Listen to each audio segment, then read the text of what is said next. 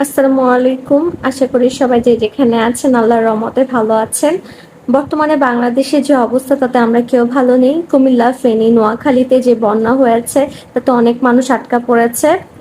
সেখানে আছে বৃদ্ধ, শিশু, মহিলা, গর্ভবতী মায়েরাও রয়েছেন। তাদের বিশুদ্ধ খাবার পানি এবং খাবারের খুব প্রয়োজন। আমরা আমাদের সাধ্য অনুযায়ী তাদের সাহায্য করতে পারি।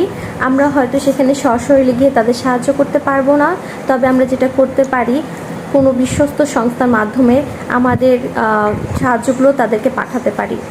আসুনা ফাউন্ডেশন বৈষম্য বিরোধী ছাত্র সংগঠন, তারা অলরেডি সেখানে পৌঁছে গেছেন।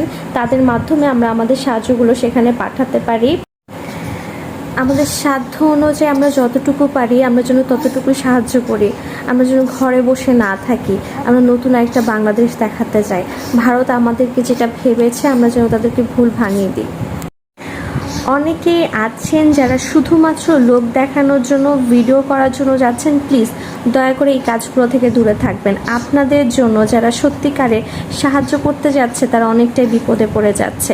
আর যারা ভাড়া বাড়িয়ে দিচ্ছেন, খাবারের দাম বাড়িয়ে দিচ্ছেন, আপনাদের মরতে হবে না, আল্লাহর কাছে জবাবদিহিতা করতে হবে না। এসব কাজ থেকে বিরত থাকুন। আর বেশি বেশি দোয়া করুন আল্লাহর কাছে যেন ওই পরিস্থিতি থেকে খুব দ্রুতই যেন আল্লাহ আমাদের পরিত্রাণ দেন। সবাইকে ধন্যবাদ।